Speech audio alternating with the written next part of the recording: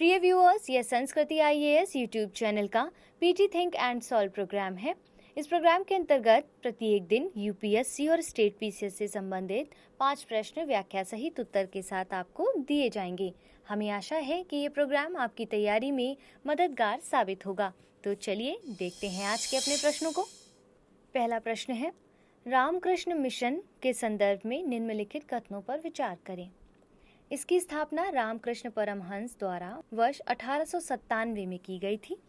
इसका मुख्यालय पश्चिम बंगाल में हावड़ा जिले में स्थित है तथा यह वेदांत आंदोलन के मूल आदर्शों के अनुरूप एक हिंदू धार्मिक तथा आध्यात्मिक संगठन है। उपरोक्त में से कौन से कथन सही है? केवल 1 और 3, केवल 1, केवल 2 और 3, उपरोक्त सभी।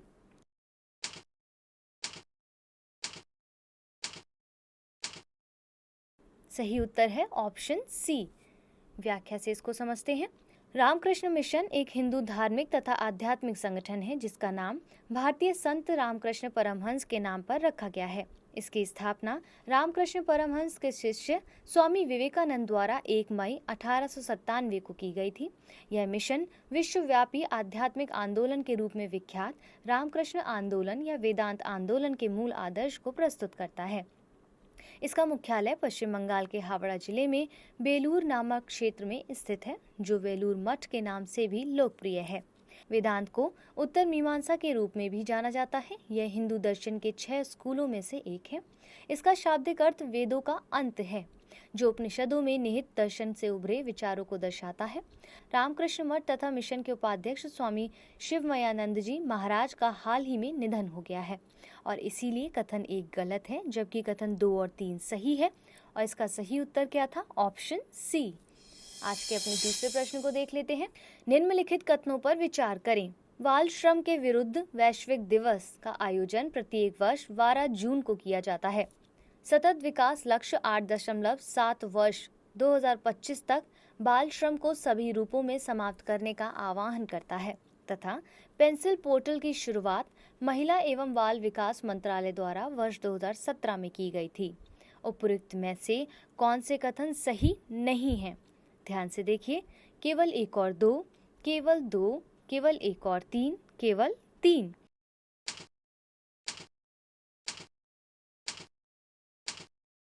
सही उत्तर क्या होगा? Option D. व्याख्या से इसको समझते हैं। केंद्रीय महिला एवं बाल विकास मंत्रालय ने बाल श्रम के विरुद्ध वैश्विक दिवस के अवसर पर नागरिकों से बाल श्रम के मामलों की पेंसिल पोर्टल या चाइल्ड लाइन नंबर 1098 पर रिपोर्ट करने की अपील की है। बाल श्रम के विरुद्ध वैश्विक दिवस का आयोजन प्रत्येक वर्ष 12 जून को किया जाता है। इसकी शुरुआत अंतर्राष्ट्रीय श्रम संगठन द्वारा बाल श्रम को समाप्त करने के लिए आवश्यक कार्यवाही तथा प्रयासों पर ध्यान केंद्रित करने के उद्देश्य से वर्ष 2002 में की गई थी। सतत विकास लक्ष्य 8.7 वर्ष 2025 तक बाल श्रम को सभी रूपों में समाप्त करने का आह्वान करता है। पेंसिल पोर्टल की शुरुआत श्रम एवं रोजगार मंत्रालय द्वारा वर्ष 2017 में की गई थी। इसका पूरा नाम platform for effective enforcement for no child labour है। इसका उद्देश्य बाल श्रम अधिनियम के प्रावधानों को प्रभावी प्रवर्तन तथा राष्ट्रीय बाल श्रम परियोजना कार्यक्रम के सुचारू कार्यान्वयन को सुनिश्चित करना है। इसमें बाल निगरानी तथा शिकायत निवारण जैसे घटकों को शामिल किया गया है। इस प्रकार कथन 1 और 2 दोनों सही हैं, जबकि कथन 3 गलत था और इसीलिए इसका सही उत्तर क्या होगा? Option D. आज के अपने तीसरे प्रश्न को देखते हैं। केंद्रीय एथलीट चोट प्रबंधन प्रणाली के संदर्भ में निम्नलिखित कथनों पर विचार करें। इस प्रणाली की शुरुआत केंद्रीय युवा मामले एवं खेल मंत्रालय द्वारा की गई है तथा इसका उद्देश्य एथलीटों को उनकी भौगोलिक स्थिति के निकटतम चोट प्रबंधन सहायता उपलब्ध कराना है। उपरोक्त में से कौन से कथन सही हैं? केवल 1, केवल 2, 1 और 2 दोनों, ना तो 1 ना ही 2।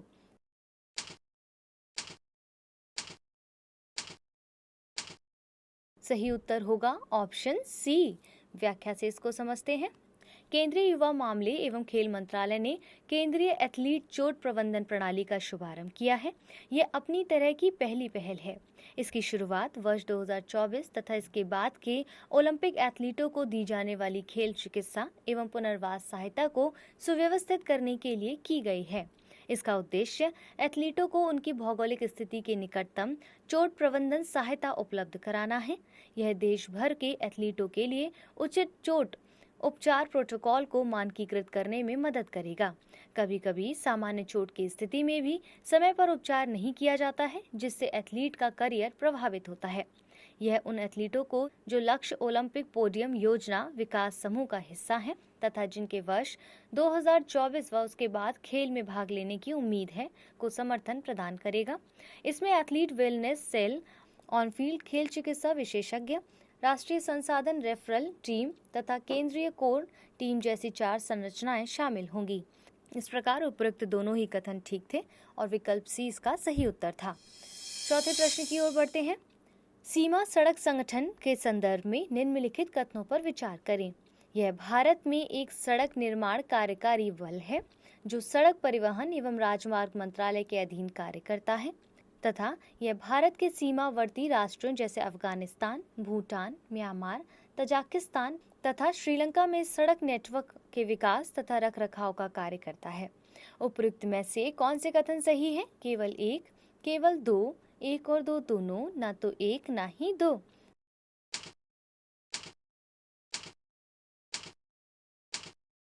सही उत्तर क्या होगा? Option B. व्याख्या से डिटेल में समझते हैं।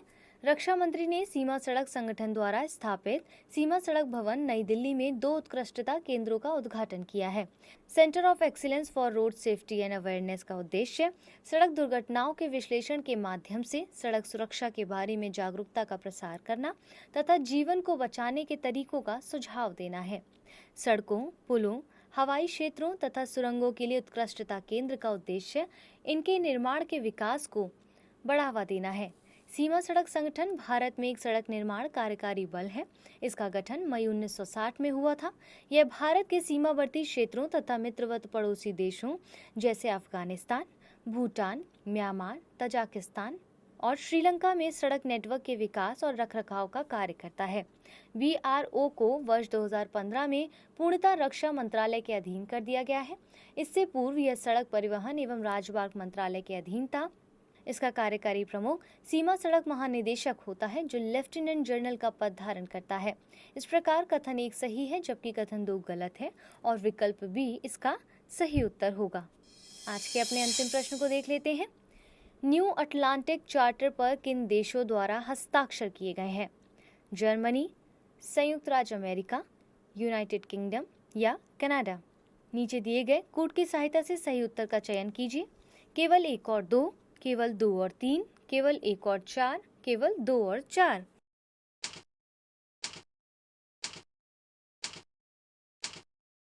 सही उत्तर होगा option B. New Atlantic charter एक समझौता है जिस पर यूनाइटेड किंगडम के प्रधानमंत्री तथा संयुक्त राज्य अमेरिका के राष्ट्रपति द्वारा 10 जून 2021 को हस्ताक्षर किए गए थे। न्यू अटलांटिक चार्टर लोकतंत्र के सिद्धांतों व संस्थानों की रक्षा करने के साथ साथ उन्हें मजबूत और अनुकूल बनाएगा।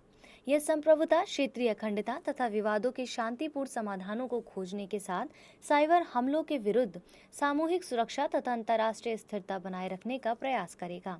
साथ ही यह किसी भी कार्य व स्तर पर जलवायु परिवर्तन को प्राथमिकता देगा। यह समझौता वर्ष 1941 में हस्ताक्षरित अटलांटिक घोषणा या चार्टर का नया संस्करण है जिस पर विंस्टन चर्चिल तथा फ्रैंकलिन डी रूजवेल्ट द्वारा हस्ताक्षर किए गए थे। इस चार्टर के माध्यम से मुक्त व्यापार, निशस्त्रीकरण तथा सभी नागरिकों को आत्मनिर्णय के अधिकार जैसे सामान्य लक्ष्यों का निर्धारण किया गया है। इसे सामान्यतः ट्रांस अटलांटिक विशेष संबंधों की आधारशिला के नाम से भी जाना जाता है और इसीलिए इसका सही उत्तर क्या था? Option B.